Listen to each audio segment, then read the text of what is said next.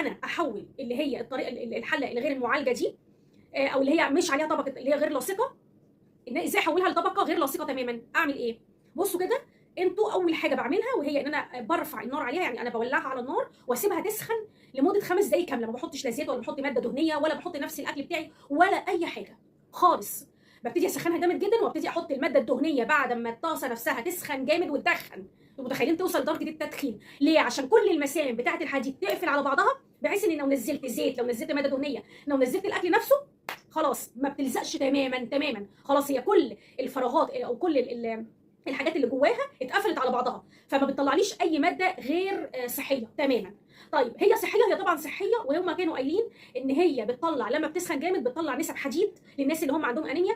بس انا بالنسبه لي انا سمعت طبعا عنها الموضوع ده، لكن انا مش هقدر اقول لكم دي حاجه صح ولا لا، لكن هي غير صحيه في حاله واحده.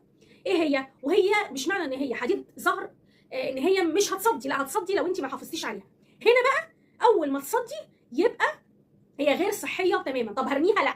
احلى حاجه بقى في الحلل دي، يعني لو مثلا حله زي تيفال او حله جرانيت مجرد ما تتخدش بتترمي خلاص، انما الحلل دي ما بتترميش، او التصدي ما بتترميش. التصدي ليها طريقه حلوه جدا، وهي ان انا بغسلها تحت بليفه ناعمه جدا. الكلام ده لو هي حصل ايه؟ لو حصل ان هي ابتدى نقط من الصدى يظهر عليها، هبتدي ان انا بليفه ناعمه ابتدي ان انا اشيل الصدى ده بالصابون السائل بتاعي، مش محتاجه اي كيماويات، بالصابون السائل لحد ما اشيل طبقه الصدى اللي خال عليها خالص. وبعد كده بغسلها كويس جدا واشطفها كويس جدا، وبعد كده ابتدي احطها على النار لحد ما تسخن. وبعد ما تسخن هقفل النار عليها، اسيبها تبرد تماما، اقوم مغلفاها بطبقه من الزيت.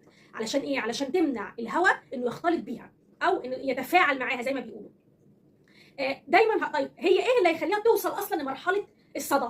عدم الحفاظ عليها، عدم صيانتها، وعدم اتباع الحاجات اللي المفروض تعمليها بعد كل استخدام ليها. هتقولوا لي طب وليه؟ بصوا الانسان نفسه محتاج صيانه، لو الانسان ما عملش صيانه لنفسه وحافظ على نفسه هينهار. فاي حاجه انا بقول ان اي حاجه لو حافظنا عليها هتعيش معانا العمر كله، وخصوصا النوع ده من الحلل او النوع ده من الاواني، لان الاواني دي المفروض ان هي بتورث، المفروض ان العمر الافتراضي بتاعها 15 و20 و25 سنه، صح؟ غير الحلل اللي هي التيفال او الحلل الجرانيت او حتى الالومنيوم. يعني حتى الالومنيوم نفسه لما بتستخدميه بعد فتره بيبتدي ينقر، يعني برضو ليه عمر افتراضي صغير، كبيره 5-6 سنين. اللي برضو الجرانيت، السيراميك، التيفال، كل دي حلل لا تتعدى ال 10 سنين، لا تتعدى. انما الحلل الاواني الزهر ممكن تمتد لحد 15 و20 و25 سنه. بقول لكم بتورث حرفيا لو حافظتي عليها. طيب ازاي ان انا امنع وصول الطاسه او الحله اللي عندي، امنعها من الصدى؟ ايه بقى الصيانه بتاعتها بتاعت كل استخدام؟ بعد ما بتخلصي اكل فيها بتغسليها غسيل عادي جدا. طبعا بغسلها غسيل عادي جدا، بس طبعا ما ينفعش ان انا اقعد اجرح فيها، لا، بغسلها غسيل عادي بالليفه بتاعتي العاديه جدا والصابون العادي جدا بتاعي.